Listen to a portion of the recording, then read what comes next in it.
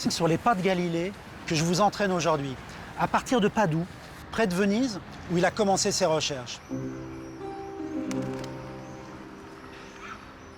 Et nous allons découvrir que ce n'est pas un hasard si Galilée a changé notre image du monde à partir de son Italie natale. Car ce mathématicien, ce physicien, cet astronome de génie était tout imprégné de la culture de la Renaissance quand il a réalisé ses extraordinaires découvertes.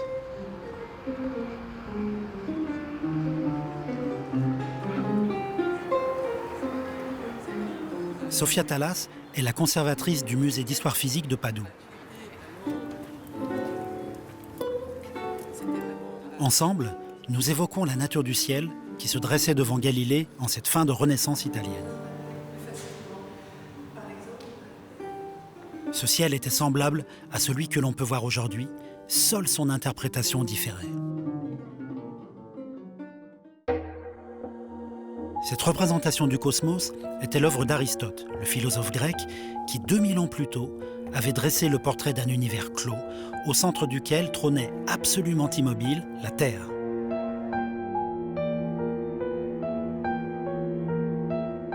C'est un autre grec, Ptolémée, qui en avait expliqué le fonctionnement.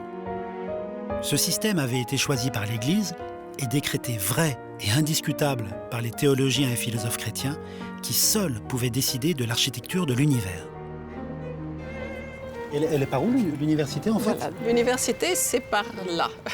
Là où Galilée enseignait est juste à côté du Palais de la Raison.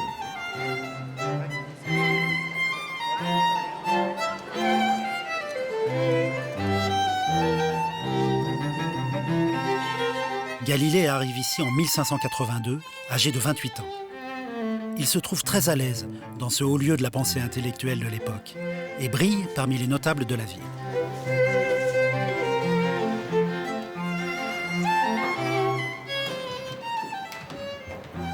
Galilée. Sophia, je suis très impressionné parce que vous me faites découvrir la salle de cours de Galilée, c'est bien ça? Oui, c'est ici que Galilée enseignait. Donc ici, vous avez la célèbre chaire de Galilée, ce qui est considéré comme étant la chaire de Galilée. À l'époque, elle était recouverte de draperies. Et les cours qu'il donnait, à part l'astronomie? Il était ici en tant que professeur de mathématiques et il enseignait mathématiques et astronomie. C'était l'enseignement de l'astronomie, bien sûr, suivant le système d'Aristote Ptolémée. Et il ressemble à quoi ce système? Alors, on a la Terre au milieu? Voilà, la Terre au centre. Donc on a ici une sphère armillaire du XVIe siècle. Donc c'est pas le Soleil qui est au milieu là, hein, on est d'accord? Non, c'est la Terre, immobile au centre de l'univers. Oui. Autour d'elle, le Soleil, les planètes, la Lune. Et puis la 8e sphère, c'est la sphère des étoiles fixes qui entraîne toutes les autres dans un mouvement de 24 heures autour de la Terre. Tout ce qui se passait entre la Terre et la Lune, donc le monde sublunaire, était de nature météorologique, c'est-à-dire sujet à des changements, corruptibles. Tout ce qui se passait par contre au-dessus de la Lune, c'est-à-dire donc le monde supralunaire, était d'essence divine, immuable, incorruptible. Donc les étoiles en particulier ne pouvaient pas changer. Vous me dites qu'il enseignait le système de Ptolémée, alors qu'il savait déjà par les écrits de Copernic que probablement c'était pas ça qui se passait dans le monde réel? Il était convaincu du système de Copernic, mais c'était des choses dont on pouvait parler entre amis. Il n'aurait jamais pensé d'enseigner quelque chose qu'il n'avait pas démontré. Et il n'y avait pas de preuve effective du système de Copernic à l'époque. 40 ans plus tôt, l'astronome polonais Nicolas Copernic avait publié un modèle mathématique proposant de remplacer la Terre par le Soleil au centre du monde. Ainsi était né l'héliocentrisme, un système du monde en complète opposition avec le géocentrisme professé par l'Église. D'ailleurs, par prudence, Copernic avait fait publier son œuvre à titre posthume. L'héliocentrisme allait immédiatement séduire Galilée. Oui, mais comment allait-il prouver que Copernic avait raison contre Aristote? Lui, il regarde la nature sans préjugés. C'est pour ça qu'il va faire des découvertes extraordinaires, autant dans le cadre de la physique que dans le cadre de l'astronomie.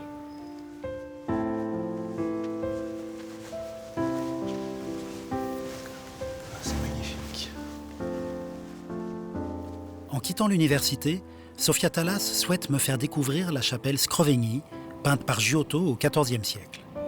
Pour elle, ce chef-d'œuvre représente parfaitement la vision du monde officiel et immuable de l'Église à l'époque de Galilée. Ah, c'est extraordinaire.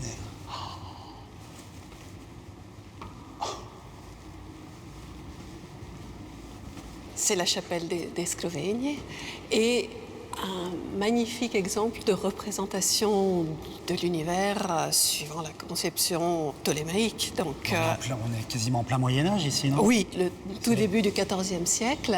Giotto donc, a peint ces fresques et la voûte céleste, la 8e, la sphère des étoiles fixes, donc suivant vraiment la conception de l'époque, la Terre immobile au centre de l'univers et planètes, soleil, lune et étoiles qui tournent autour. Mais on ne peut pas imaginer une représentation plus réelle de la sphère céleste. Il y a même la courbure, les étoiles sont piquées sur cette sphère, donc c'est comme ça qu'ils voyaient le ciel. Oui, et un ciel omniprésent d'ailleurs dans tous les tableaux de la chapelle. Et là, on est 3 siècles avant que Galilée arrive ici. C'est magnifique. Et là-haut, la comète de Halley. la comète passe en 1304, pendant qu'il peint les fresques. Mais la comète de Halley, pour les savants de l'époque ou pour Giotto, c'est quoi? La comète, ce phénomène qui apparaît et disparaît, ne pouvait être qu'un phénomène météorologique.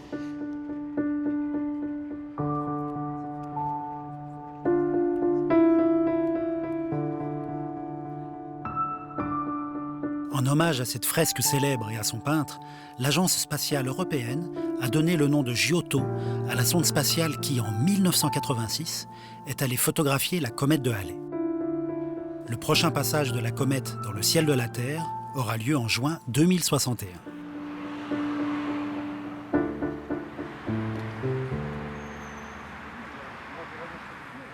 Sofia, à l'automne 1604, tous les astronomes regardent la constellation d'Ophiuchus en pleine Voie lactée parce qu'il y a un phénomène qui est magnifique à regarder, qui doit les surprendre.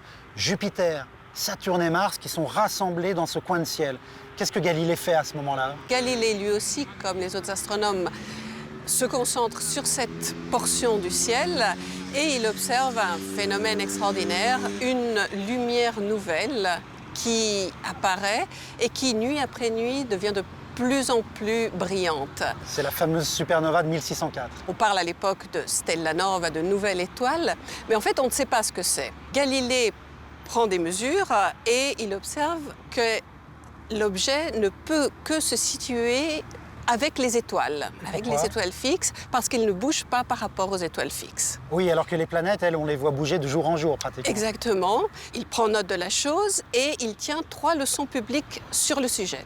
Alors, le problème, c'était que simplement affirmer qu'un phénomène lumineux variable a lieu dans les étoiles fixes était une attaque violente contre le système d'Aristote-Ptolémée accepté à l'époque.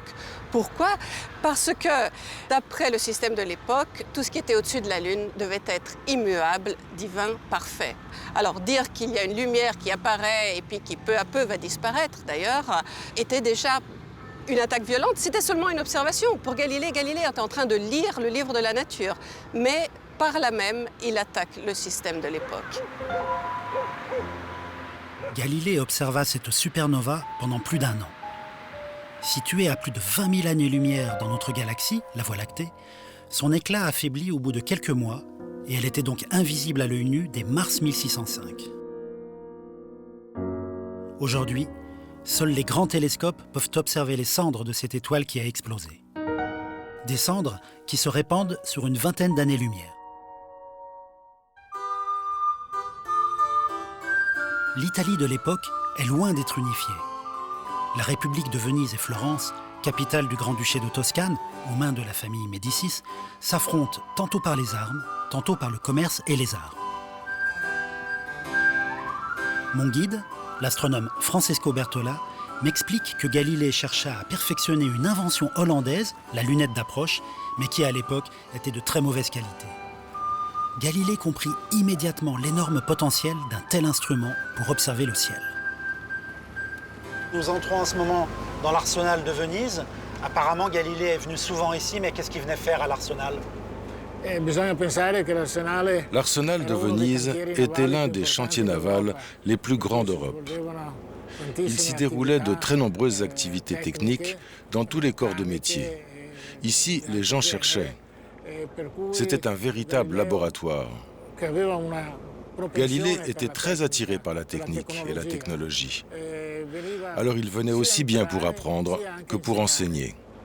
Alors, à propos de technologie, sa fameuse lunette, en apparence, ça a l'air d'être un instrument assez simple. Comment ça fonctionne? Comment elle est faite? C'est un instrument très simple. Il s'agit d'un tube d'1,5 mètre de longueur environ, et à chaque extrémité, on trouve une lentille. Une lentille convexe, comme dans un objectif d'un côté, et de l'autre, une lentille concave, comme dans un oculaire.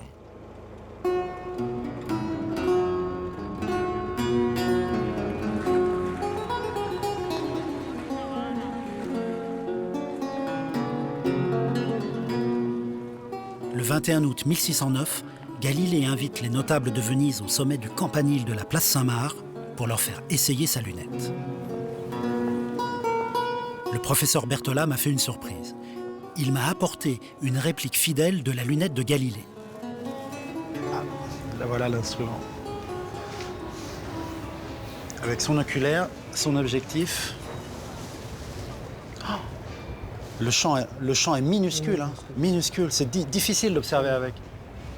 Ah, c'est incroyable. Et effectivement, ça grossit une bonne dizaine de fois. L'image est assez lumineuse. C'est sur les personnages qui bougent que c'est le plus impressionnant, parce que là, on a vraiment cette impression de rapprochement. Ah, ça provoque une certaine émotion de regarder dans un instrument pareil. C'est convaincant. Votre instrument fonctionne, monsieur Galilée. Nous sommes en plein jour. Galilée ne montre pas des objets astronomiques. Qu'est-ce qu'il montre aux patriciens vénitiens avec sa lunette? Galilée montre le paysage tout alentour. Chioggia, les églises de Murano. On avait l'impression de voir les gens. On les voyait d'ailleurs sortir de la messe. On arrivait même à voir la basilique de Sainte-Justine à Padoue. Mais est-ce que réellement on peut croire aux images que montre la lunette? Le champ est minuscule, il y a des aberrations, l'image est floue, colorée. Est-ce que ces images sont acceptées par les gens qui les observent? Oui, certains refusaient même de regarder dans la lunette, tellement tout ça leur semblait impossible. Mais il est sûr que si le champ des images était tout petit et très réduit, les images vues étaient très réalistes.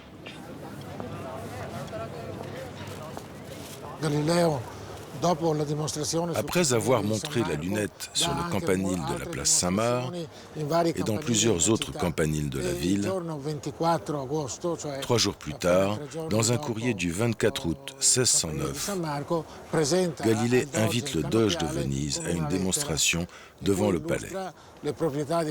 Galilée souligne l'intérêt militaire de sa lunette. Le doge semble conquis. Galilée lui offre sa lunette et celui-ci, en remerciement, lui double son salaire et lui propose un poste à vie à l'université de Padoue.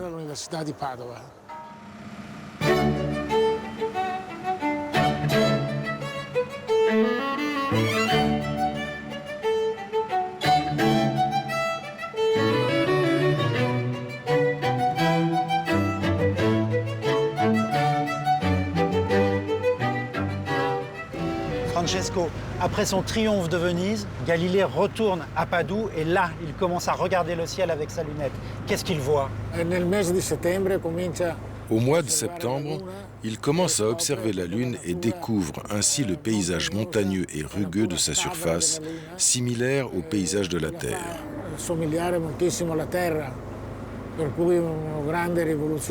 Il s'agit d'une grande révolution, dans le sens où, selon la théorie d'Aristote, la Lune était un corps parfait et lisse, alors que Galilée démontre le contraire.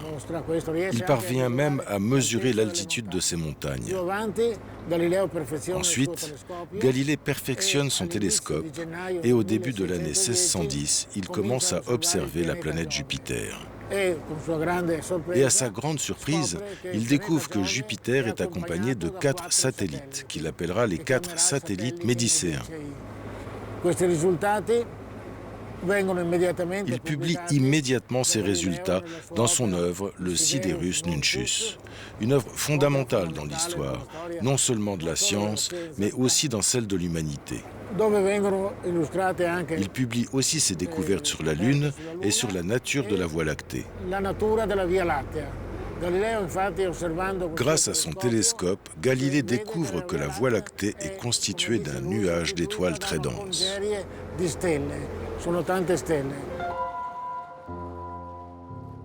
C'est une révolution. À l'époque, en effet, l'Église, suivant les préceptes d'Aristote, considérait la Voie lactée comme une sorte de vapeur qui montait dans le ciel pour y brûler. C'était un phénomène terrestre. Mais Galilée révèle que la Voie lactée et ses innombrables étoiles invisibles fait partie du cosmos.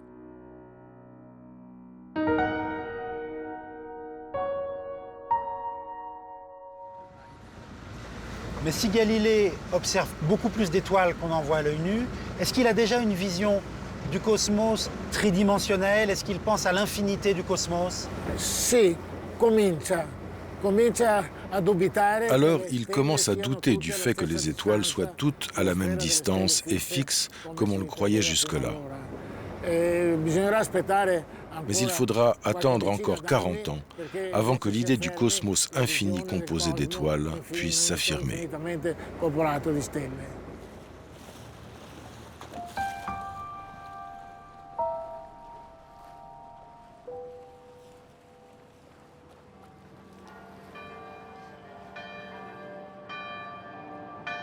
En cette fin de Renaissance, Florence est la capitale du Grand-Duché de Toscane. La ville est à son apogée sous le règne de la famille des Médicis. En 1610, les observations de Galilée sont réunies dans le Siderus Nuncius, le messager céleste. Galilée dédicace son livre à Côme II de Médicis, le grand-duc de Toscane. En fait, il baptise même les 4 satellites de Jupiter qu'il vient juste de découvrir à Padoue, les étoiles de Médicis. Alors s'il se fait courtisan, c'est que Galilée cherche un nouveau mécène pour pouvoir se consacrer complètement à ses recherches. Ça marche, puisque le grand-duc de Toscane le nomme mathématicien et philosophe à sa cour. La même année, en 1610 donc, Galilée quitte Padoue pour s'installer définitivement à Florence.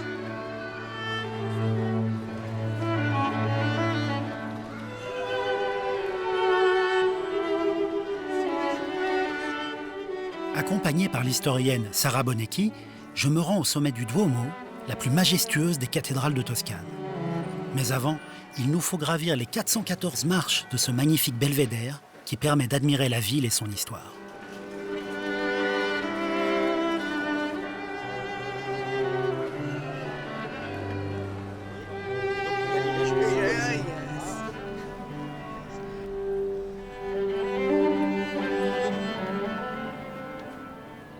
Sarah, est-ce qu'on peut dire qu'à l'époque, le message céleste, c'est un livre de vulgarisation scientifique? Parce que quand on le lit avec 4 siècles de recul par rapport à Galilée, on a l'impression que c'est un livre qui est accessible absolument à tout le monde. On ne peut pas dire que ce livre soit un ouvrage de vulgarisation.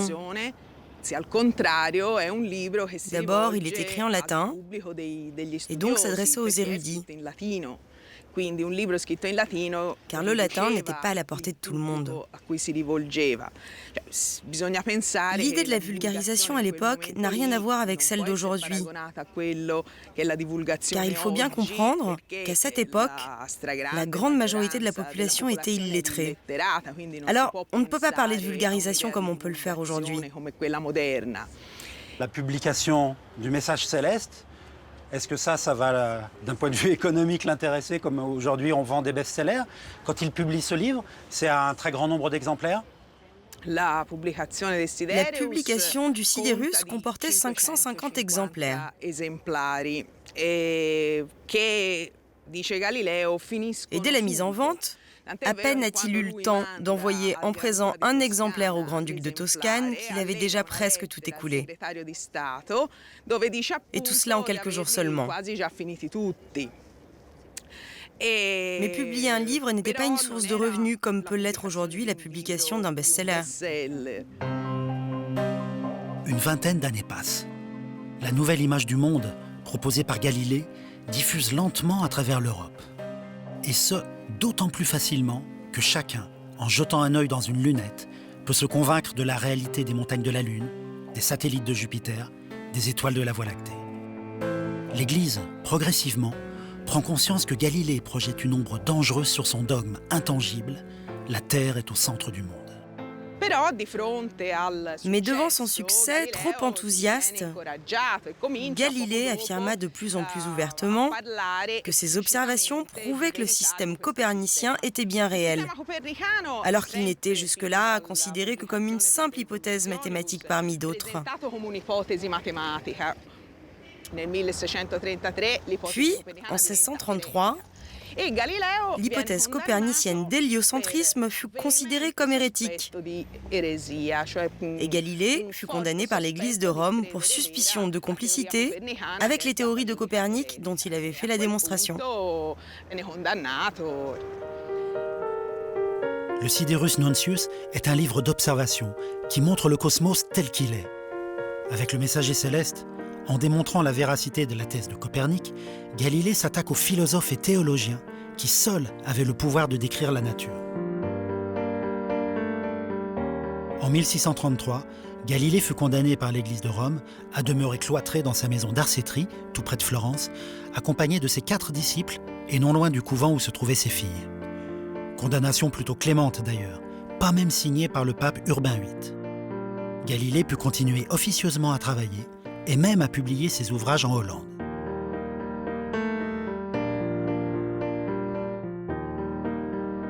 Mais avant de quitter Florence, je me rends à l'observatoire d'Arcetri, tout près de la maison où le savant a fini ses jours. L'astronome Francesco Pala, spécialiste de Galilée, va, je l'espère, m'aider à résoudre la dernière énigme du grand savant toscan.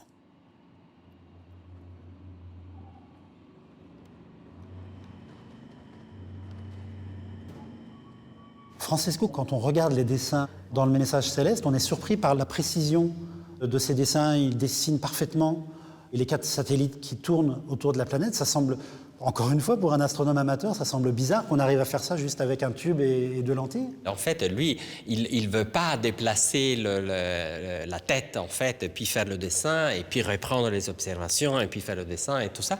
Il invente un outil qui lui permet, en même temps, avec les 2 yeux, de faire l'observation avec un œil et de mettre au feu, à une certaine distance, ce petit morceau bout de papier sur lequel il peut faire tout de suite la reproduction de ce qu'il voit à l'intérieur de son champ de vue. J'ai quand même l'impression qu'il développe tout ça de manière très discrète, non, par rapport à ses collègues? Ah oui, il fait tout ça en cachette, en fait. Il ne dit pas beaucoup de choses sur ces techniques. Même à la limite, comment on arrive à faire des observations tellement précises. Ses collègues et les gens à qui lui il avait envoyé les copies de son télescope, qui n'arrivent pas à faire les mêmes observations que lui, et lui pose les questions de base, en fait. Mais comment je dois faire? Comment? Et lui, il répond de façon toujours très détachée, essaie de trouver une façon de ne pas vibrer trop, appuie le télescope sur une branche d'un arbre, mets-toi contre le poteau, et comme ça tu trembles pas. Mais ce n'était pas ça ce que lui faisait pendant ses observations. Donc lui, il veut rester toujours devant les autres. En imposant l'héliocentrisme, Galilée n'a pas seulement changé l'image du monde, il a aussi et surtout bouleversé la manière de penser le monde. Avant lui, les mathématiciens ne pouvaient décrire les lois de la nature, un privilège réservé aux seuls philosophes de l'époque, les théologiens. Mais en prônant l'étude des phénomènes par la physique, Galilée a renversé cet ordre. L'astronomie moderne était née. 4 siècles plus tard, c'est toujours dans les pas de Galilée que les astronomes d'aujourd'hui arpentent le cosmos.